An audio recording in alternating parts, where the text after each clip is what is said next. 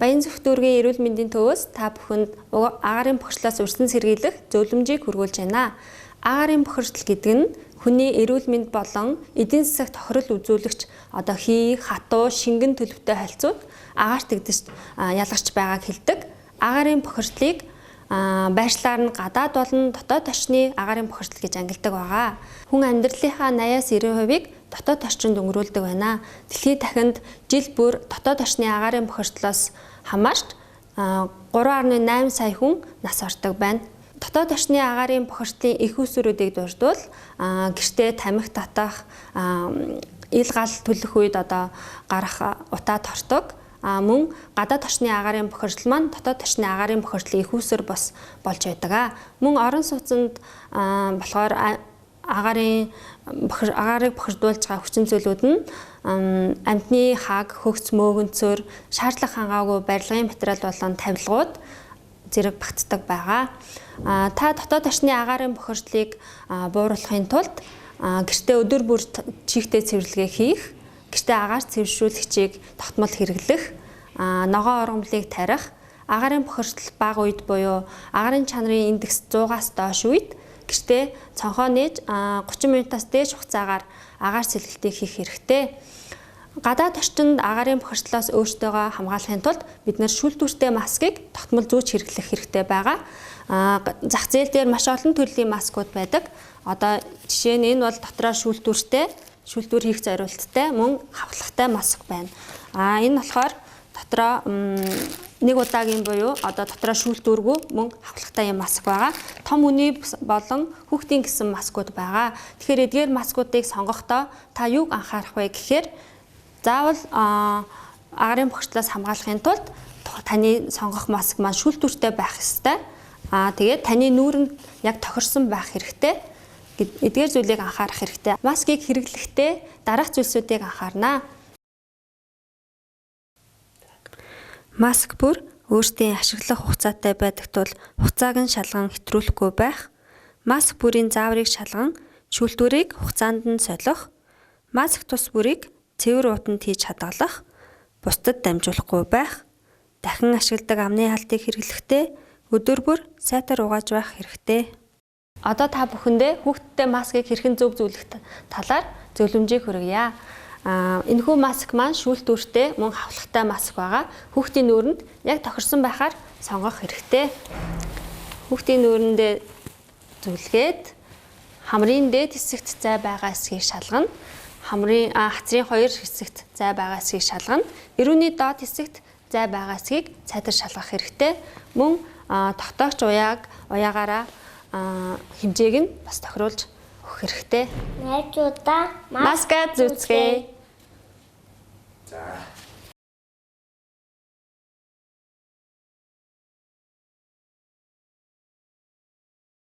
Сайн байцгаана уу?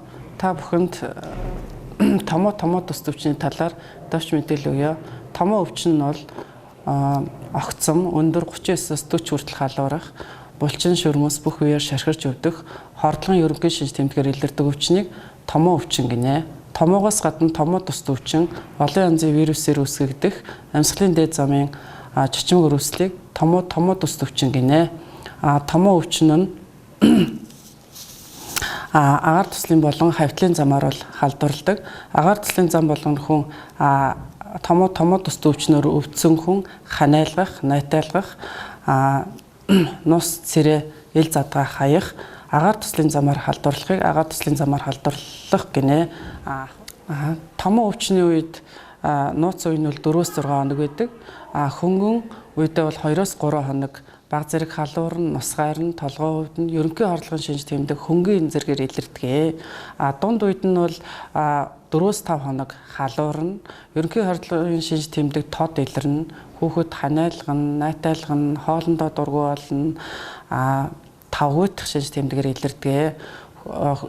Томоо өвчний хүнд зэргийн үедээ болох төр хүүхэд бол тогтмол өндөр халуурш, татах, ухаан алдах, зүрх судас болон төв мэдрэлийн системийн үйл ажиллагаа дарангуйлагдана, хатгай өвчнөр хүндэрдэг. За томоо тусд амьсгалын замын чичмэг өвчнөөс сэргийлэх арга хэмжээнд хамгийн түрүүнд вакцинд хамрагдана. дулаан хувцлна, илчлэг чанартай хоол хүнс сэргэлнэ, гараа тогтмол угаана, маск тогтмол зөөнө, өрөө тасалгаанда агаарын сэлгэцэл тогтмол хийж явах ёстой, чихтэй цэвэрлэгээ тогтмол хийж явах ёстой, аригт тамхи мансууруулах бодисноос татгалзах ёстой, тархлаагаа байнга дэмжиж явах ёстой.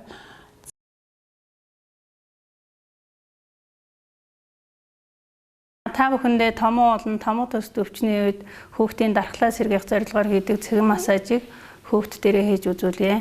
За цэгэн массаж 1-р цэг болохоор хөмсгний дотор цэг. Энэ дээр эрхий болон долоовор хуруугаараа нар зөв 3, нар буруу 3 зөөлн дунд зэргийн хүчээр ингэж дарж хийн. 2-р цэг нь болохоор хамарны угалц хэсэгт нар зөв 3, нар буруу гэж ингэж хийн. 3-р цэг нь болохоор эрүүний очны хонхорт нар зөв нар буруу ингэж хийн. 4-р цэг болохоор энэ төнхий хоёр талд долоовор хуруугаараа ингэж нар зөв нар буруу. За 5-р цэг нь болохоор ивний энэ дотор талд байгаа.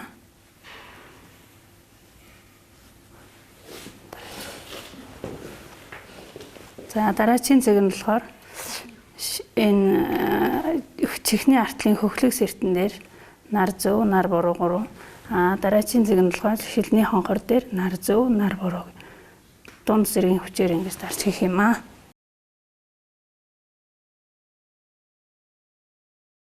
Амьсгалын замын цочмог халдвар төвчин томоо төс төвчний үед болохоор хоолой зайлах уусмал нь нэлээд үр дүнтэй байдаг. Энэ үед болохоор давсны уусмал, соодын уусмал, нимбэгний уусмал, саримсны уусмалууд нь нэлээд үр. За гарын дурах материалууд байна. Хоолой зайлах уусмалыг бэлтгэхэд энд маань айл бүрт байх хүнсний бүтээгдэхүүнүүд байгаа. За энд нэгдүгээрт нь болохоор давсны уусмалыг яаж хэрэглэх вэ гэхээр энэ дээр 1 литр уусмал, энэ дээр болохоор давс нь ямар давс байх вэ гэхээр жамс давс байж болно, яач усан давс байж болно. Давсны уусмалаа найруулахдаа болохоор 1 литр уусмалдаа 5 грамын халбагаараа 2 удаа бүлээн хал уулсандаа хийгээд найруулнаа. За ингээд энийг ууслан сайхан хутгаад энэ ус маань өөрөө бүлээн халуун байгаа шүү дээ. Тэгээд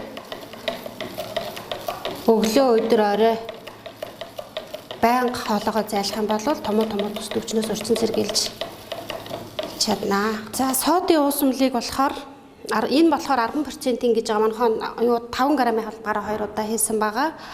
Энэ дээр болохоор соодын уусмалыг яаж найруулах вэ гэхээр 1 литр уусмалтаа энэ халбаг маань өөрөө 5 грамын халбаг учраас 2-1 гэж бодоод соодоо хийн.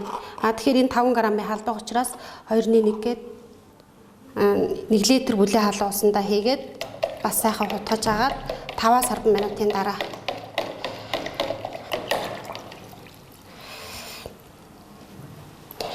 за дараагийн уусмал банд болохоор саримсны уусмал байгаа. Саримсны уусмалыг болохоор 4-5 ширхэг энэ саримсыг болохоор ингээд жижиглэн хэрчиж байгаад бүлээн халуун усандаа хийгээд 500 мл ус байж болно. 250 мл ус байж болно.